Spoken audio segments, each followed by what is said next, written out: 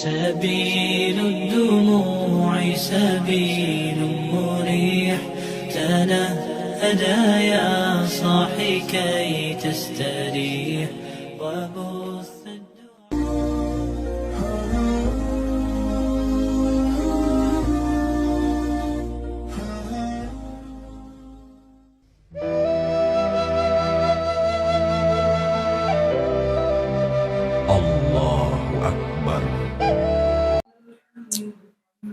Bismillahirrahmanirrahim. Assalamualaikum warahmatullahi wabarakatuh.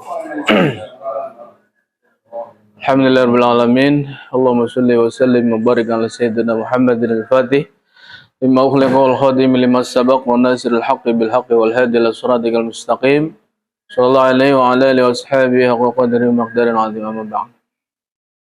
Alhamdulillah, jumpa lagi di channel Jolang Mas TV dalam acara obrolan santai Guswati. Yang pertama kita awali dengan rasa syukur kita kepada Allah Subhanahu wa taala dengan ucapan alhamdulillahi rabbil alamin atas segala limpahan nikmat yang sudah dikaruniakan kepada kita semuanya selama hidup kita. Yang kedua, semoga diberikan hati yang bisa bersyukur atas segala apapun yang telah dihadirkan dalam hidup kita ini. Salawat serta salam senantiasa tercurah pada baginda Rasulullah Muhammadin sallallahu alaihi wasallam, berikut pada keluarga, para sahabat, para mengikutnya hingga akhir zaman. Alhamdulillah, malam ini kita sudah ada kawan-kawan dari majelis kita.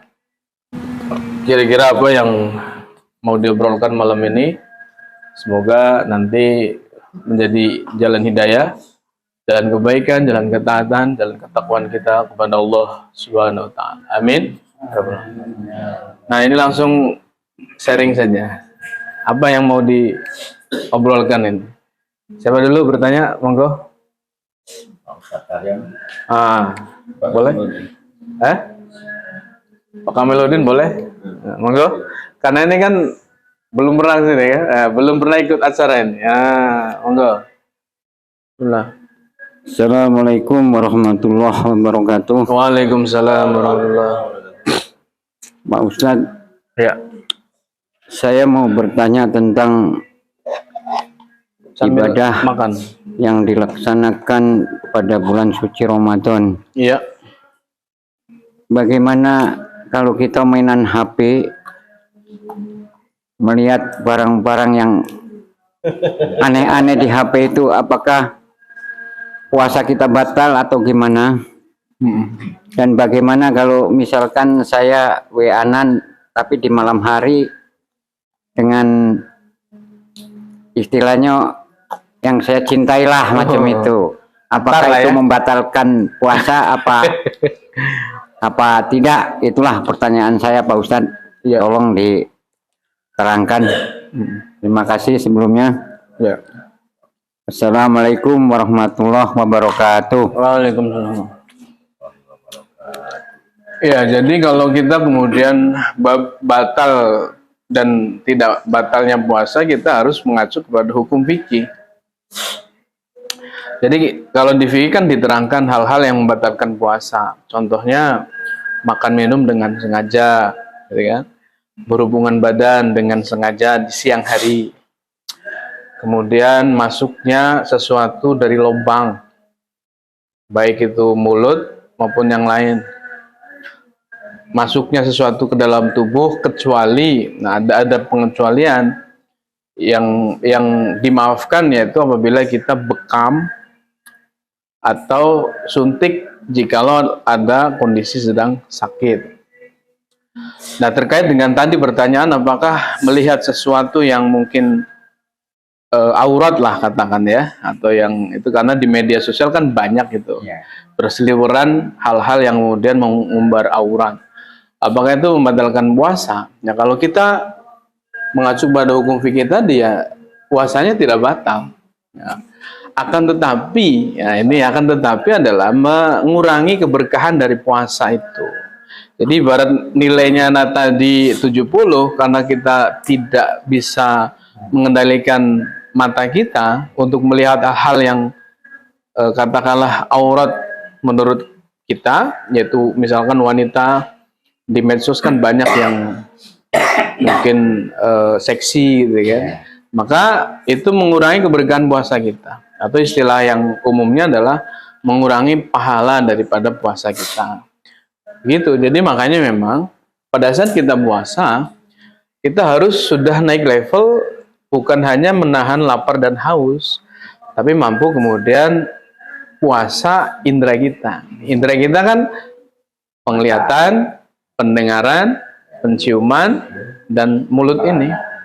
Mulut.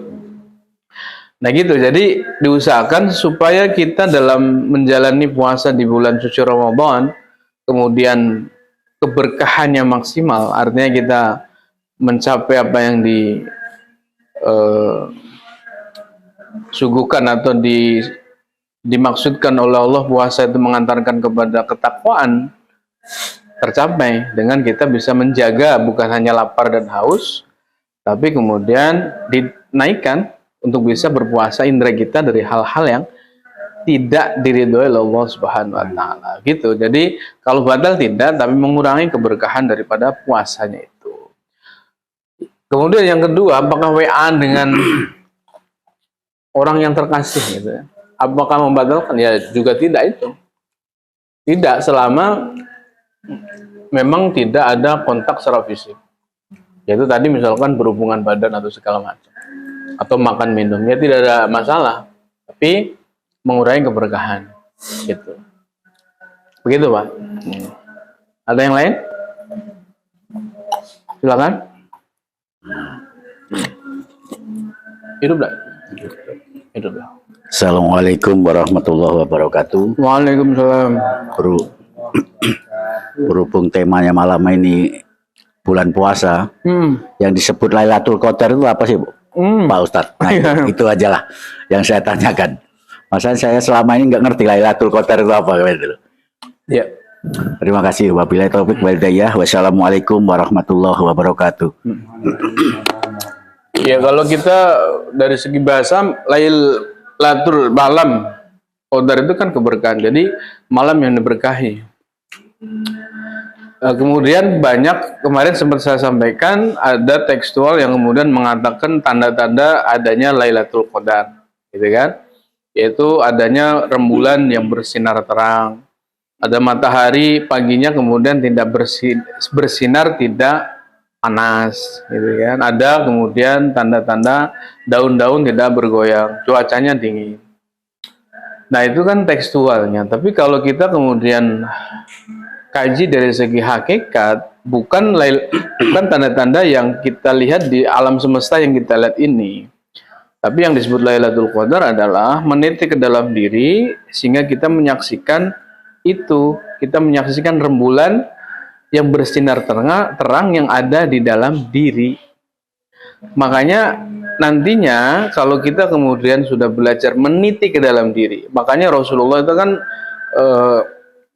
atau ada satu ulama yang mengatakan bahwasanya awal agama itu adalah mengenal Allah. Awaluddin ma'rifatullah gitu. Terus ada satu ungkapan yang tenar, yaitu barang siapa mengenal dirinya maka dia akan kenal Tuhannya. Nah, itulah pentingnya kita sekarang ini mulai belajar meniti ke dalam diri. Artinya kita bukan keluar, tapi coba meniti ke dalam diri. Nah, caranya bagaimana? Ya kita coba belajar kepada guru-guru yang kemudian mengajarkan kesadaran. Artinya meniti dalam diri kan mengoreksi, mengevaluasi diri ini, gitu loh. Nah nanti kalau kita memang sudah dikehendaki oleh Allah untuk bisa berjumpa dengannya, ya karena kan salat berjumpa awalnya harus punya kehendak, seperti yang sudah pernah saya sampaikan. Barang siapa yang kemudian berkehendak berjumpa dengan Allah, maka akan datang waktunya. Maka kalau kita kemudian mau mengalami, ya lagi-lagi mengalami, bukan kita hanya terpaku pada fenomena-fenomena alam semesta ini, bukan, tapi mengalami Lailatul Qadar itu sendiri, yaitu melihat rembulan yang ada di dalam diri. Nah, Jadi kalau kita nanti kemudian sudah belajar meniti ke dalam diri, nanti saya pastikan kita bisa melihat alam semesta yang ada dalam diri. Karena sebenarnya di dalam diri ini ada semesta, yang kemudian disebutnya mikrokosmos, yang kemudian alam semesta jagat raya yang luas ini disebutnya makrokosmos. Dan itu saling keterhubungan antara apa yang ada dalam diri dan dengan apa yang ada di semesta ini. Jadi kalau kita mau kemudian mengalami atau mendapatkan Lailatul Qadar yang sejati, maka jangan cari yang di luar, tapi kemudian belajar meniti ke dalam diri pada orang-orang yang sudah tahu jalannya, maka nanti akan ketemu Lailatul Qadar. Dan itulah tanda memang. Kalau kita sudah ketemu Lailatul Qadar yang itu, maka itulah kemudian kita mengenal Allah, bisa mengenal Allah. Dan itu ada ulama, kalau kita pernah mengkaji kan ada ulama mengatakan Lailatul Qadar itu bisa di bulan selain Ramadan. Gitu. Jadi karena rahasianya di situ, kita meniti ke dalam diri, kapanpun kita mau meniti ke dalam diri, maka kita akan melihat Lailatul Qadar itu, malam keberkahan. Yang ditandai kita bisa melihat bintang, bisa melihat bulan yang terang, dan bisa melihat matahari yang tidak menyilaukan. Itu tanda-tanda sebenarnya yang ditunjukkan untuk kita belajar meniti ke dalam diri. Nah, kalau orang-orang yang kemudian sudah sampai ilmu itu, yaitu disebut kita mendapatkan Lailatul Qadar yang sejati. Jadi mulai sekarang ya solusinya ya kita belajar berguru meniti ke dalam diri. Nah, nanti diajarkan tuh bagaimana cara-cara meniti ke dalam diri oleh guru. Begitu, Pak. Jadi jangan terjebak kepada semesta, fenomena-fenomena yang ada di luar diri. Begitu, Pak ya? Terima kasih.